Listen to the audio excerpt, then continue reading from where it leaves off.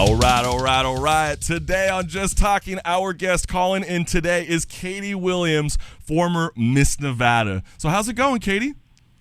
I'm good. How are you guys? Thanks for having me. Oh, we love having you on. I mean, I think you have such a interesting story that I've never heard before. And, you know, just to start it off right from the gate, for all the listeners who might not know you, can you kind of give a brief rundown of who you are? Yeah. So currently I live in Las Vegas, Nevada. And I was a contestant in the Miss America pageant, which is for older ladies like myself, 29, have a kid, married. And so, of course, I'm a little controversial. Some would say I don't think so. I think I'm just me. And then I got disqualified from competing maybe like 4 days before I actually went to go compete in Long Beach, where you guys are at. Wow. Yeah, that's crazy. I mean, and that was competing for the Miss America, correct? Yeah, so it's like Ms. America. Oh, so I have to be very. That's like geriatric pageantry. I know, it's just a geriatric pageantry. Yeah, no, I have to be careful because watch me get slapped with a lawsuit saying. You said wrong beauty pageant. You added an extra S. Yes. Yeah, 2 how S's. dare you? How dare you start lying about your age? But let me ask you this, Katie. Why did you get into beauty pageants? So I'm actually a combat veteran, and it's one of those things that I felt that, I could show two different sides of me. I was kind of a tomboy growing up, but, in my teen years, of course, you like makeup, you like boys, you're like, oh, I love all this stuff. And when I joined the military, I was 17 years old, and so I didn't think I really ever got to express that side of myself before going overseas and before, going to these different training events. I was basically always a dude at that point. And so being able to go do beauty pageants kind of really explored that side of my femininity. You sound like the new Barbie action figure. Honestly, G.I. Jane. Has it all. Could fight the war, kill zombies, and look good while doing that. Yeah, you might be an unlockable character in like Call of Duty. Well, I think we're literally talking to one right now. Yeah, I feel like I can have like an M16 in one hand and then like a latte in the other. Okay, that's actually hot. That's a bit, to me, that's a bit intense. I'm like, oh my gosh, I don't know what to handle. Too much caffeine for you, Katie, okay? Yeah, I'm telling you. So, Katie, how did you get your titled strip as Miss Nevada in the beauty pageant? Can you kind of go into detail about why this is such a big deal and why so many outlets out there like ABC, Fox News, MSNBC, and even The Hill are talking about you? Yeah, absolutely. So there's a rule in the pageant that says like it's a no politics pageant, so that your pageant page has to be void of all politics. And I said, okay, no problem, right? So I actually made a separate page for just my pageant stuff. So I had like my pageant photos on there, pageant events that I would do. I only friended pageant friends on that page. I didn't put any of my other friends on there because you know how people are crazy and it'll cross over. GPS tracking. It'll cross over, right? So I separated them completely. So on my personal page, I would still post my pictures and my political opinions because they're my personal page. Right. So the director, because the director and I had a couple conversations. She's like, hey, and I put these conversations out to the world too, Yeah. And she said, I really like what you're doing and I actually agree with you, just maybe take it down a notch. And so actually for a while I did. Probably those first few months I was like, okay, well maybe you're right. Like, okay, maybe I can just kind of cool it for a little bit on politics, and I'm not super extreme anyway. So I get to that point. Yeah. And so I post a picture, of course, and that that set the firestorm. And what was on my personal page. What was the picture you posted? Oh, I was wearing a President Trump 2020 hat. And so it was just a selfie on my personal page. So that's breaking the rules. And that was it. But it was on my personal page. And so when she actually had a conversation with me over the phone and kind of like scolding me, or getting on the phone with me and also saying, like, hey, I appreciate you and I support you. Well, after a while. Too bad you couldn't have blocked her from the page. Like, you block the mommies and daddies. You're like, and you can't see anything of mine. Yeah, you can't do that on a business page. So I didn't tell anybody this, but funny enough, that's actually in the rules too, that you're required to be friends with her on the page, so you have to, so she can see all your stuff. Wow. Yeah, so that's actually in the initial contract too. And I don't think people realize that. So like, no matter what I did, she had to be a friend of mine, so she would see everything I did. So because hey, Katie, when I hear this, it's like, yeah, maybe you and I, we have two different political agendas, right? But the biggest thing with me that just, when I hear this story is, they're trying to control a beauty pageant from saying all you got to do is just smile, wave, look cute, and keep your opinions neutral. And to me, when I hear this kind of conversation, it kind of reminds me about, on Fox News when Laura Ingraham told LeBron James to shut up and dribble. And I think that's a fair line. And I would like to throw it at you and say, like, the Women's March happened last weekend. What happened if one of the beauty pageants posted that they were at the event? Does that mean that you're breaching the contract? Yeah, see, I don't actually think, and I kind of agree with you on that sense that, I don't think people need to fit into these roles that we're kind of assigned to. It's okay for us to live outside the box, because if you met me on the outside, I was in the military, and I don't think I'm super feminine, but I do have all these masculine traits, but I don't feel like I have to always be that. And, if people define me that way, then that's, honestly, to me, it kind of ticks me off. But, Yeah. Well, I have a question, though, because I know, you're a Trump supporter on here. You have, you've been ousted because of your support of a political party on your own personal page, right? So you try to keep it separate. You've been ousted. The news outlets are picking it up. Has anybody from Trump's camp or any Republican representatives reached out to you to be a speaker or at any event or anything? Because if I was on their camp, you would be the first person I would contact to come speak. Because your rights, regardless of how a viewpoint of politics are, your rights were infringed upon on your own personal page. Yeah, so it's kind of interesting. I got a lot of feedback from people. I had people write me emails and tell me that they support me. I actually had Kimberly Guilfoyle. She invited me to an event, and I was on the Laura Ingraham show, things like that. But other than that, no, not really. I get to travel. I do a little bit of work for Turning Point USA, which is a great organization for conservatives in college. Because, and even though, our political differences are there, I think just having the conversation with people is what's important. It doesn't have to be conservative or liberal. In fact, most of my family is from Illinois, so most of them are liberal. Which is fine with me. Which is like the flip side of my dinner party. Most of my family is very conservative, so I go and I'm like, can we just talk about the mashed potatoes and gravy? Yeah, I know.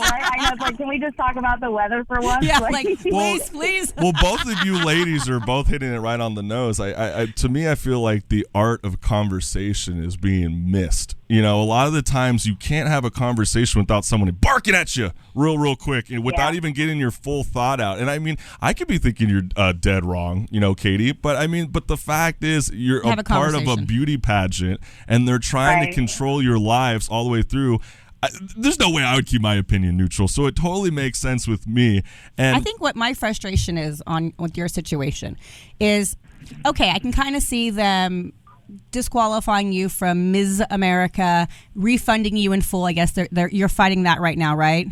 Did they refund you your money? Refund me at all. Yeah, so that's right there. Well, let's get on into it. Illegal. Did you return the crown? But that's for the Miss Nevada. Not at all. No, you did. So you still have it. Yes. Good. Love it. I still have the crown. I have the sash. And they actually sent me a cease and desist letter telling me that I wasn't allowed to make appearances as a former Miss Nevada. I'm like, yeah, but that's the truth. You got to wear it for Halloween and be like, it's just my Halloween costume. Oh my gosh. Yeah. My Halloween costume. Or send it our way and we'll wear the crown for you. But that's what I was kind of doing. I was going at, Katie. It's just like, okay, so you're going to keep somebody from going forward, fine. Okay, refund the money, call it a day, here it is. But trying to take something that you actually won on your own merit, that's already done, it's been voted on, because someone doesn't like a view. And I looked at your pages, I saw stuff. You know what I mean? There was nothing on there where you're like, I'm going to go out there and with my AK-47 and kill all these liberals. Because then I'm like, okay, maybe then it would be like that movie Red versus Blue State. I'd be like, okay, Katie, let's kind of tone it down a bit. It wasn't. But I mean, your thing about being punished because of a political view that is not popular within the circuit of entertainment, I thought was really interesting. Can you talk on that a little bit? Right. Yeah, I kind of agree, and I think we saw this also, at the Golden Globes with Ricky Gervais, when he kind of unloaded on Hollywood. I mean, he's a liberal through and through, and he'll tell you, too. He's like, but you have to have some sense of, common sense and some sense of humor and some sense of, like, just knowledge, To have the knowledge and not do anything, well, then you're just choosing to be ignorant, And it's like we're allowing, love that. we're not allowing people to be themselves. And, look at our generation, we're the elder millennials of our generation, where we've been able to vote for the last 2 cycles. And now we have this younger first generation of venials that can come out and vote now. And yeah, I think that it's important for them to understand that they don't always have to agree. They don't always have to see eye to eye, but as long as you can go into a conversation with just love in your heart and for your fellow man, and just be able to have the conversation and then walk away when you're like, okay, yeah, we're not going to agree. We're not going to change each other's minds, but hey, you want to go grab a coffee or whatever? Well, no, you're absolutely right. I mean, we talked about it last week. I mean, even Stephen King, out of all people, got outlashed by Ava DuVernay just because he said diversity doesn't matter in the arts. He just wants to vote on the best film. He's not talking about having people of color on screen. But everybody who's checking this out, this is the Chris Collins Show, and I just want to remind all the listeners out there that we are going to be taking a quick, short break for announcements. And for those of you who have been streaming with us this morning, please continue to listen to our show by going to thechriscollinsshow.com and click the on-air button. That's right. We'll be right back.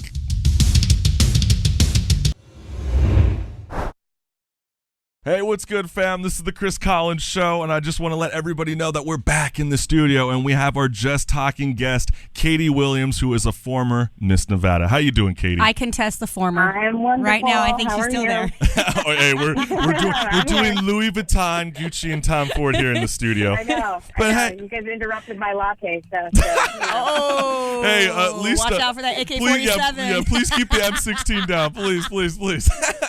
Hey, but Katie, I definitely wanted to play you this clip because this happened on Monday at the MLK Summit, where Alexandria Ocasio-Cortez had a say that she said that stirred all over Twitter. Oh, hold on. I did not have it set. Oh. 1 second. But here it is. All right, Okay. Here it goes, fam, for all the listeners if you haven't caught up. We don't have a left party in the United States. The Democratic Party is not a left party. The Democratic Party is a center or center conservative party. We do not advocate for, we can't even get a floor vote on Medicare for all. Not even a floor vote that gets voted down. We can't even get a vote on it. So this is not a left party. There are left members inside the Democratic Party that are working to try to make that shift happen. So, Katie, after hearing what Alexandria Ocasio-Cortez just said at the MLK Summit in New York, what are your thoughts on Ocasio-Cortez saying that there is no left party in the United States? Yeah, so one, I think she's completely off base. I mean, we see this in the media, and you guys work at radio, and you guys can kind of see it. So you know what stories will get picked up for what reasons, and there are. Now, a while ago, there used to be, just 2 parties, Democratic and Republican, and then you had your small group of independents. And now we're starting to see, we had classical liberals and, conservatives. Well, now we see, like, these extreme left, our classical liberals, our conservatives, and our extreme right. Right? There's no denying that they're out there. Yeah. Do you think? Do you think, because you talked about independence, and I kind of want to jump on this because I'm an independent. Do you think that with the way, because I agree with you, I think there's extremisms within both parties, the Republicans and the Democrats. I mean, there's definitely left, there's definitely a right. And then you have the independent like myself. You know what I mean? Because I sway on depending on what that vote is, what that what's coming up, my opinion, my background, how it affects my family, the future, and the whole nine.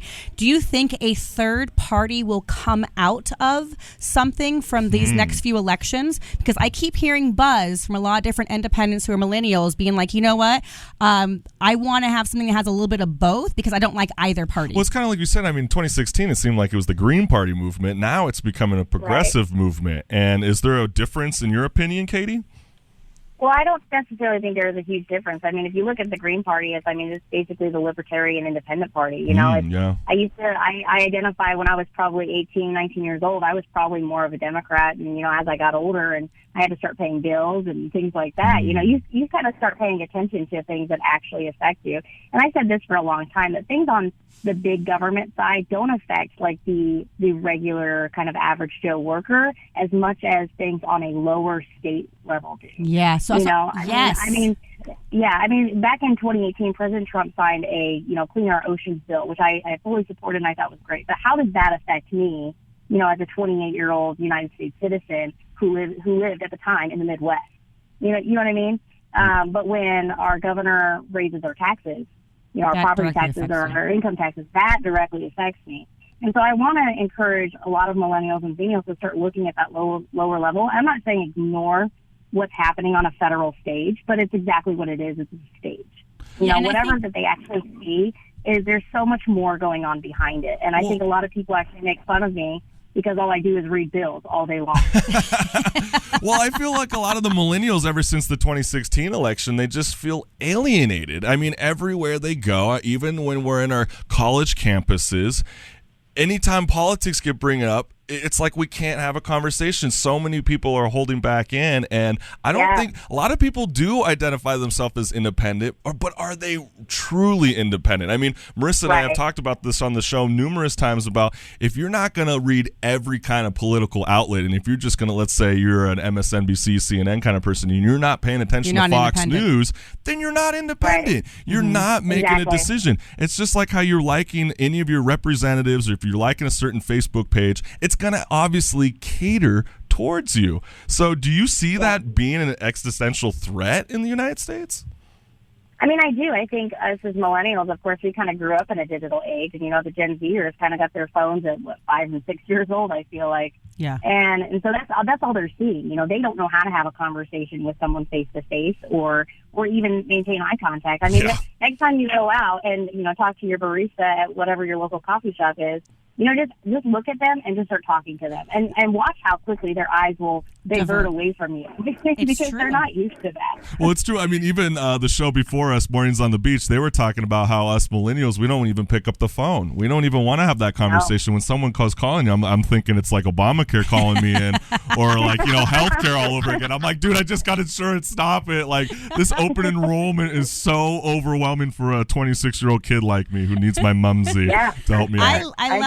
I love the fact that you go on about local politics. I always tell people, regardless of your affiliation between the presidents, if you're like, I don't like either, I'm just not going to vote, go anyway and vote on your local laws. What's that state happening? Because we are the United States, so every single state has different laws that affect you, your taxes and everything. And people don't realize that. They think they're in like the UK and it's one big royal government. Rights, and it really does upset me. And I did have a professor during my graduate studies, I'm not going to say his name, but it blows my mind that he advocated for people of color in the classroom not to vote because their votes don't matter. That's crazy. Yeah, it's very cringy.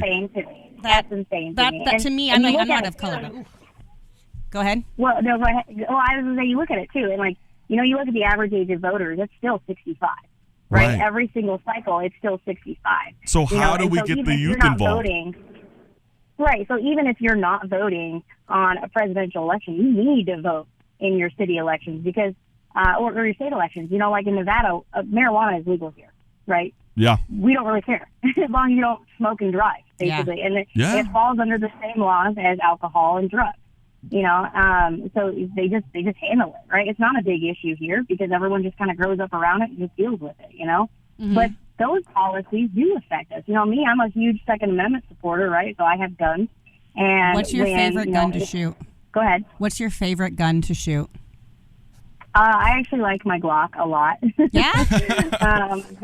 But it just kind of depends. But I think it depends on the mood. Okay, my husband has an M1 Garand, which I love. Ooh, but anyway, I haven't shot that. Sorry. Another question because I'm curious because I also do some shooting. Between the AK-47 and the AR-15, which one do you think shoots better?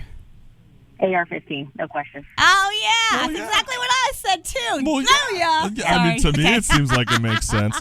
But let me switch gears. It's 10 times more accurate, so it's just a better weapon all around. Yep. Oh, yeah, definitely. Have you ever shot one, Chris? You're all definitely. No, exactly. not at all. So let me say definitely, sir. I shot I'll one. bring mine out, Chris. One day we'll go my shooting. Call of Bring it out. Duty. Hey, Katie's gonna take you Oh shooting. my God, that sounds Yes. intense. Just don't. You got to watch my back, Katie. All right. I'll hold your latte, got Chris. you. Yeah, hold my got you. latte. You're funny. Hey, Katie, let me switch gears because I wanted to ask you this because I always thought this was pretty insane because we already know that, the 2020 election's coming up. And you were saying earlier you are an Army veteran who deployed in Afghanistan. And, back in the 2016 election, when I heard, President Trump back in the, on the election or during the election cycle say, I don't like, sorry, why am I blanking out? Well, he doesn't like war criminals who get captured. I honestly thought that was the end of him.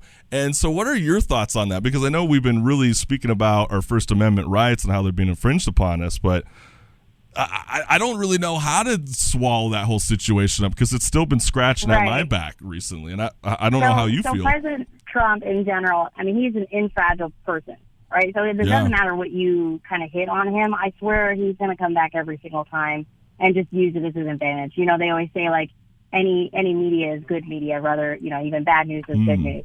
And so, I mean, that's how that is. I remember watching this clip and kind of my thought is anytime I hear something come out of anyone's mouth, I think, what's the context, right? Because there's so many things in today's media that get clipped and sent out and then it goes viral and everyone's like, oh, you're a racist or, oh, you're this. Sure, yeah, right? And so when I heard that, I was like, well, what's the context? So I remember asking myself back then and there, there's been many people who have been captured that he's actually released or gotten their stuff, I guess, gotten released from other countries and prisons and stuff like that. That one was wholeheartedly, a dig at John McCain. It absolutely was. I thought that was, to me, I was like, wow, that's another conservative going after another conservative. I mean, he literally ran in the 2012 election. I mean, it's insane to me when I was originally thinking about it. But I think you're hitting on something that's kind of interesting because I know even last night, President Donald Trump on his Twitter page, he posted a picture of Donald Trump sitting in a room and there was Barack Obama with the binoculars looking through the window. And I was laughing super, super hard. I mean, it's hard not to laugh because you're going, did he just do that? And so what I'm kind of getting an understanding from you is, Katie, that you don't want so much seriousness when it comes to our political representatives. Do you want some sarcasm? I feel like some of that has been died out. I mean, we've even saw it in 2019 with comedy, for example. Well, I think you need humor. You absolutely do. I mean, look at Kevin Hart. Kevin Hart is a perfect example, right? This man got his absolute dream, and because he made a joke 10 years prior to this, they fired him for it. Yeah. How insane are we as a culture when we can't laugh or we can't laugh and just take things as they are. If I trip on my way into the store and I get up and look around hoping no one saw, but someone did, I'm still going to laugh because it is funny. And the only reason why things are funny most days now is because they're true. Well, So you're right. I mean, it's the big gotcha. It's the outrage culture. I mean, it was like with the guy from Guardians of the Galaxy, right? Eric Frias. Remember when he lost his job for writing an old joke on Twitter? James Gunn. Thank you, Eric Frias. So it's totally insane. But Katie, you were phenomenal. I just want to remind all the listeners out there, this is former Miss Nevada, Katie Williams. And if for all the listeners out there, where can they follow you on social media, Katie? Oh, man. So I actually have a website page called KatieWilliamsND.com, but I am also on Instagram at RealKatieWilliams, and I'm on Twitter at RealKatieJoeW. So... Hey, rock and roll. And Katie, thanks for joining the show. We really appreciate it, having a strong voice, even though maybe our political agendas are separate. Don't matter. We have that conversation. We love it, and we had a conversation. Conversations, and I'll buy you guys all lattes. So. Yay! I'll bring the bullets for the guns. Let's do it. Oh, you're awesome, fam. Hey, enjoy the rest of your weekend. Thanks, Katie. All right, thanks, guys. Yeah.